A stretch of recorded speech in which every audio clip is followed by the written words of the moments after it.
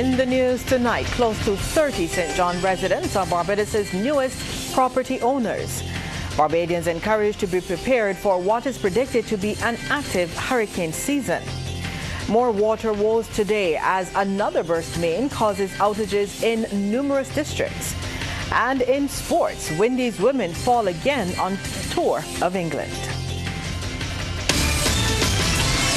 Broadcasting from our studios in the Pine St. Michael, this is CBC NewsNight, starting now.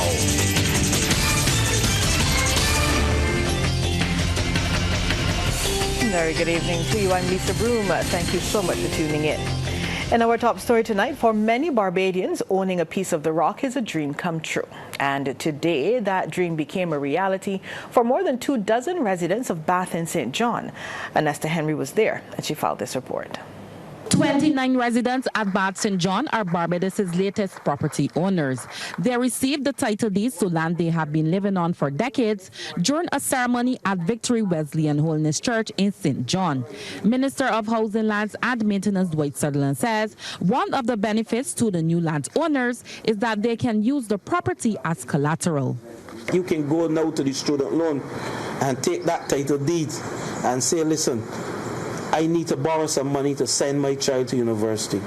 You can also go and take that title deed and hand to the bank and say, listen, I need to build an upstairs and downstairs house on this lot in Bath. They will hold the title, but they will give you the money because you have that asset to leverage.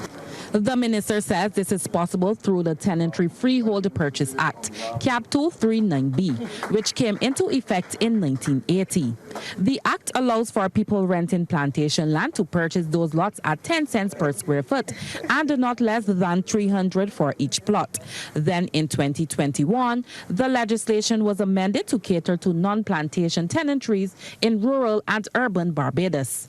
Minister Sutherland says it is not by accident that between 2018, when his government came to office, and present, people living on 1,112 lots across 145 tenantries have been given the opportunity to own or are in the process of owning their land.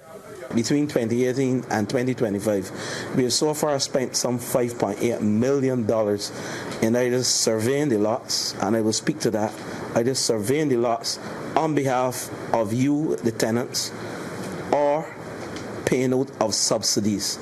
So the total is between 2018 and present is $5.8 million that we have spent in surveying the lots and also paying the subsidies so that the landlords can earn something.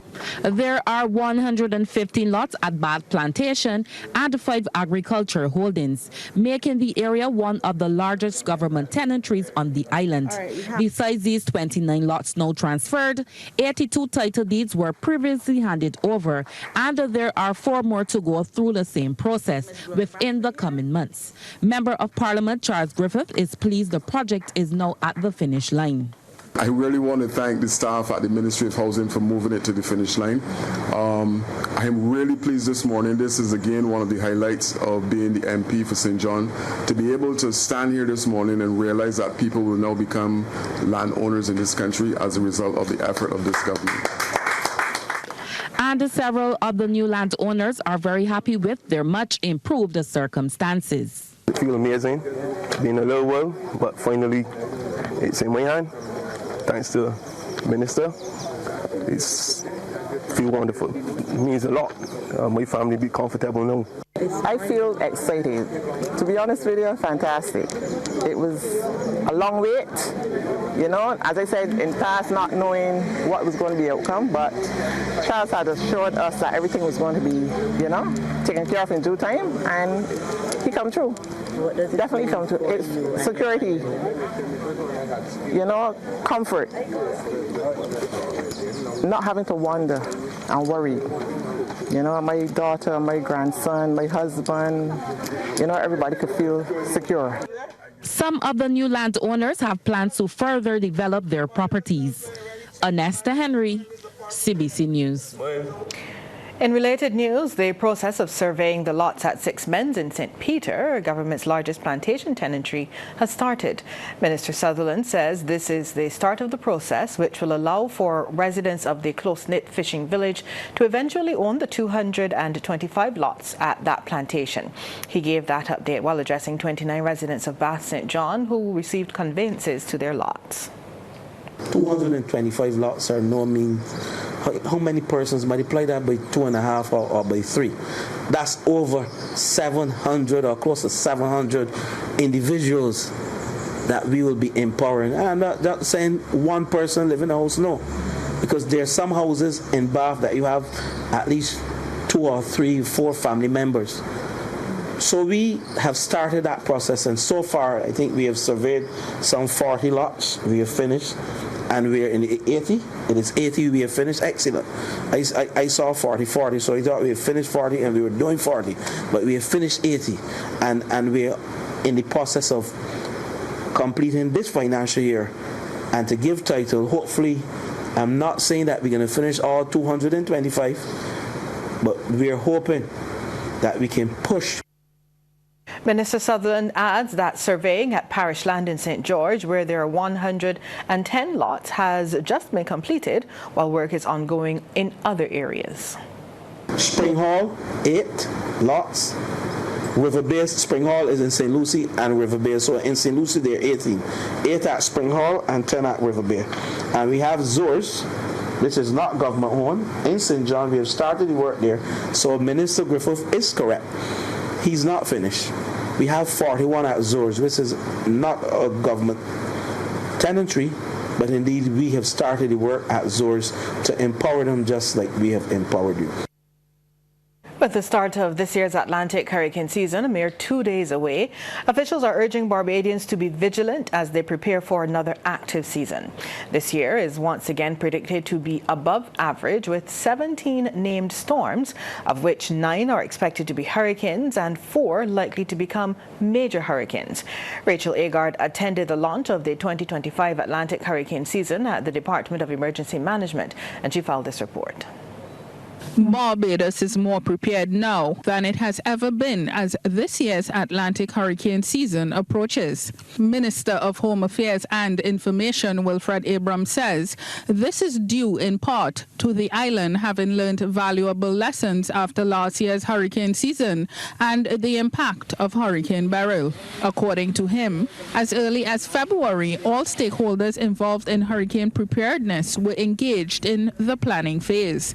He stresses, however, that preparation is a moving target, and as soon as a system threatens Barbados, the team meets to ensure compliance across the island. Each year we are doing more than we did the year before, and we're preparing better than the year before. But for all of the things we can control, we've been doing our best to deal with those, laying those up before the start of the hurricane season, and it doesn't stop there. So through the hurricane season, we keep tweeting, we keep having the meetings to make sure that we know exactly where everybody is. Director of the Barbados Meteorological Service, Sabu Best, is warning Barbadians that now is not the time to let their guards down. He says over the last 30 years, data shows a big uptick in tropical cyclones, passing within 50 kilometers of Barbados. That should resonate and stand out to all of us. Folks, in summary, they're coming closer and closer. Not just closer, more frequently. It's a fact. The figures are here. They're coming closer. Meanwhile, Director of the Department of Emergency Management, Kerry Hines, says they have undertaken an exercise with the Ministry of People Empowerment and Elder Affairs to determine the number of vulnerable people in the country. And she is urging households to create and practice their family disaster preparedness plans.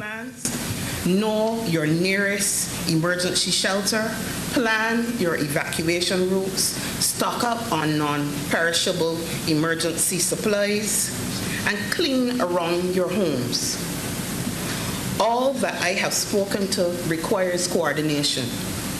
Rest assured that the Department of Emergency Management leads the community and national coordination efforts and supports coordination efforts at the regional level as required. The DEM also revealed signage designed to raise awareness on one of the new Transport Board buses and a bus shelter in Warrens. In addition, the officials visited several businesses in the Warrens area to distribute literature on hurricane preparedness. Rachel Agard, CBC News. Workmen from the Barbados Water Authority are currently working on yet another burst main. This time, it's a 15-inch main at the Pine Plantation Road in St. Michael. It has happened one day after the BWA worked quickly to repair a burst 20-inch main at My Lord's Hill in St. Michael. Senior Superintendent of Works Gregory Thompson says early this morning the authority received reports about this latest burst main. On investigation, what we realized that is a burst on our large diameter main, a 15-inch main. So we are currently excavating. We've completed the excavation. We're taking out the open now, and we're currently in the process of preparing the track to receive the new piece of main to replace that. This main is a large diameter main. It's a transmission main. It takes water to our Britain's Hill Reservoir, which supplies a southern section of the island. That side of the island was impacted yesterday when we had the outage at Desert McLean Road. So there have been dealt a double blow, 2 consecutive days that they've been affected by low pressure and outage as a result of bursts on our large diameter mains. The BWA's acting Chief Executive Officer Christopher Mapp says while dealing with an aging infrastructure, he expects issues such as burst mains to arise periodically. He says there are about 90 burst mains across the island on a monthly basis. We have our crews set and ready to get out there and to address the problems. At the Britain's Hill Reservoir, what we're also doing, we have our super tanker delivering water to the reservoir to make sure that we can at least keep water in the reservoir to continue delivering water. And we're going to try to keep those going throughout the night. It's always a strain whenever we have these bursts that we have to address, but we do have the crews necessary to get out there and get them done. And that's the important thing, to have the people ready and willing to get out and get the job done. And coming up on Newsnight, Barbados calls on the Association of Caribbean States to do more. Barbados wants the Association of Caribbean States, or ACS, to act as a political bloc in raising its voices on structural challenges.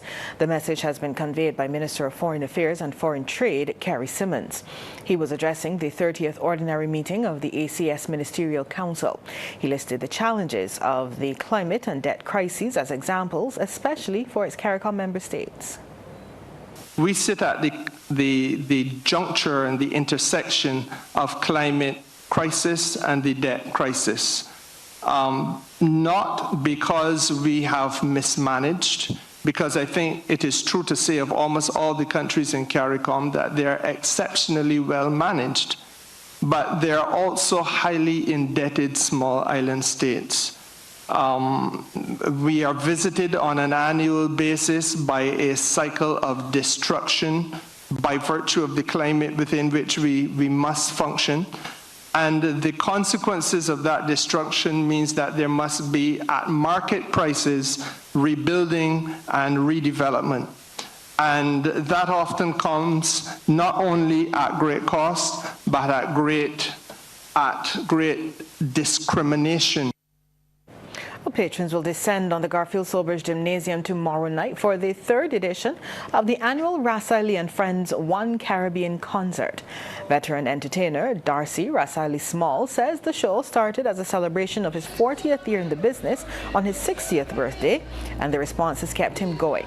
This year, a number of entertainers, including promoter Ainsley Alder, will be honored during the show. I try to honor people every year at Rasaili and Friends One Caribbean because I believe wherever flowers get them while them living. And last year we did Mac Fingal, Gabby, Red Plastic Bag, and those were people that played an integral role in my career. And this year, because of a long outstanding relationship with Crazy and Baron, I'll be honoring Baron tomorrow night, Crazy, the Mighty Grinder, and also a promoter. Well, patrons can expect to be once again serenaded by a regional cast of Calypsonians with local acts like the Mighty Gabby, Red Plastic Bag, Biggie Irie, Mr. Blood, and first-timer Young Eiley. The CBC is a sponsor of that show. Radisson Aquatica Resort has celebrated the long-standing service of an outstanding employee who's headed into retirement and also honored other workers for their dedication to service. The Aquatic Gap Resort hosted a retirement function and awards ceremony to pay tribute to its valued staff. Anesta Henry tells us more. It's time to go together. 25 years ago, Margaret Hunt joined the food and beverage department at the Radisson Aquatica Resort. Her love for cooking and the serving other people added the right flavor to the delicious meals produced in the kitchen, keeping her there for the 2.5 decades.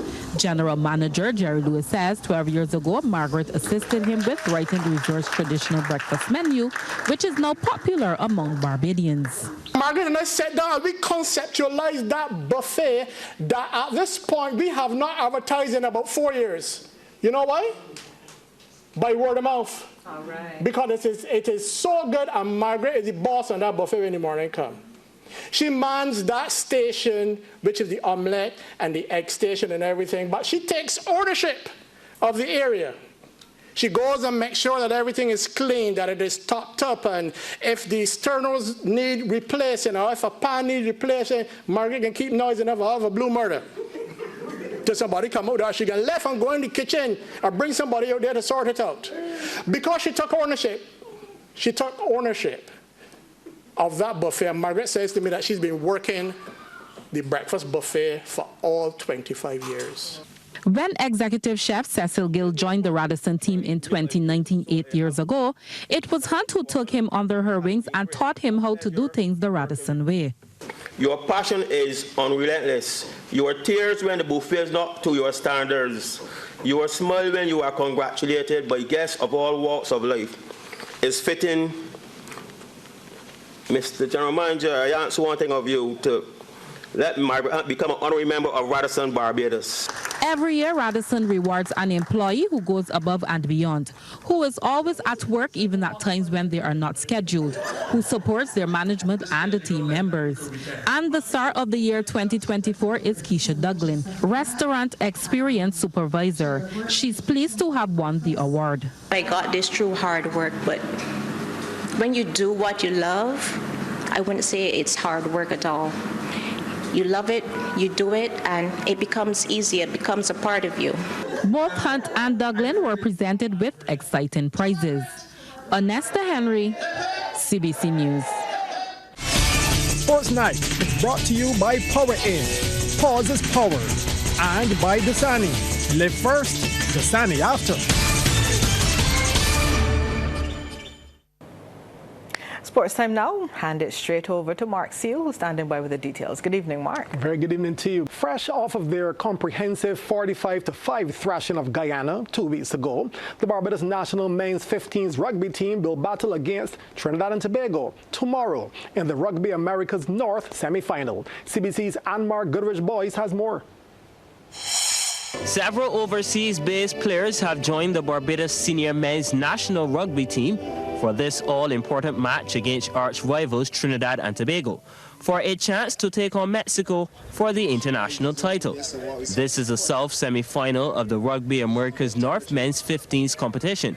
And according to head coach Joe Whipple, with a strong team spirit, he's confident of victory. We bolstered the squad with some of our overseas-based players, and my expectation is that we're going to perform pretty well.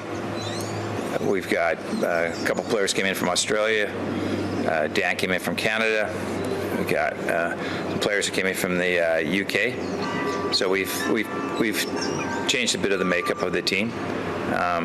So we're, I think we're firing on all cylinders. Meantime, Canada-born Barbados player Dan Martin is optimistic about adding great value to the squad. Super excited to get out here. Tons of great athletes, great coaching, great organization to be a part of. the boys are super excited to have me out here as well. I bring a lot of physicality and powerful carries. Play rugby league back home as well, so I'm looking to bring some of that extra toughness, and hopefully the boys can feed off my energy. I know I'm going to feed off of theirs, and we're going to take it to Trinidad, and hopefully we'll see Mexico next. The match will take place tomorrow at the Manny Ramjohn Stadium in San Fernando, Trinidad. And Mark Goodrich Boyce, CBC Sports. The I Am a Girl Financial Literacy Workshop held today has been described as a defining moment for young women in Barbados. That's how it's viewed by Minister in the Prime Minister's office, Senator Dr. Chantal Munro-Knight. She was delivering a wide-ranging address at the workshop in the Grand Salle of the Central Bank of Barbados.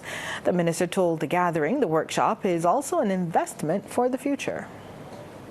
In 2023, the government of Barbados, along with the private sector and the trade unions under the social partnerships, signed a compact that is referred to as Missions Barbados. It was about identifying what are those critical things that we as a country, government, private sector and labor will move towards to and aspire for Barbados to 2030. Mission 5 of that is about addressing the development deficits that stem financial marginalization and also worker vulnerability. Barbados will soon be a full member of the Development Bank of Latin America and the Caribbean, or CAF. This after Cabinet gave approval for Barbados to move from a Series C shareholder to full membership. Minister in the Ministry of Finance, Ryan Strachan, says this will allow for investment for the country's future. That we'll be able to become a full member of CAF, which is one of the most responsive as well as flexible multilateral development banks in the hemisphere. And therefore, as we mark just about 11 years of membership of CAF, we feel that the time is right to be able to ensure that as we start to accelerate our climate resilience building in the country, that we are able to not just unlock financing for public sector projects, but equally that the entire country be able to access resources from CAF in order to ensure that both the public sector as well as the private sector in particular, that we're able to strategically invest in the future for Barbados. Sports Night is brought to you by Power In, Pause is Power, and by Dasani. Live first, Dasani after. Second half in sports now, back over to Mark. Thank you very much. We're going to start with golf, where top Barbados player Emily Odwin has missed the cut for the last 2 rounds at the 80th U.S. Women's Golf Open being played at Erin Hills, Wisconsin. Now, after yesterday's first round of 3 over par, Odwin shot the same score in today's second round to go into the clubhouse at 6 over par. She's currently tied in 102nd position with just a few players still on the greens. Only players who are 60th or better will advance to the weekend's 3rd and 4th rounds. 156 golfers are playing in the U.S. Women's Open. Springer Memorial got the better of Harrison College in both the first form and under 15 divisions when the Dasani Powerade BSAC Netball League continued at Government Hill. CBC's Anmar Goodrich Boyce reports. Springer in the blue versus Harrison College in this first form matchup. And this is the first goal of the match. Soraya McDonald, that's pretty impressive. The host on the board. Harrison College were trying their best in the opening phase, but Springer were simply better. Goal shoot Amina Braffett had 9 from 12 attempts. 8C did get on the score sheet in the first half. Zaneil Williams here, and that's good. But Springer led 6-2 at the end of the opening period. Second half action, and it was more of the same. Crisp movement from Springer led to this. Braffett again getting into a very good position and delivers the goods. Harrison College were finding the going tough, and Braffett was capitalizing. Here she is again, Springer on the brink of victory. 8C were still fighting. Williams again making this one count, but in the end, Springer were victorious, 14-4. to some under 15 action, and we pick it up in the final stages of this a close, low-scoring contest. Damia Craig with this goal for Springer. HC had their moments as well.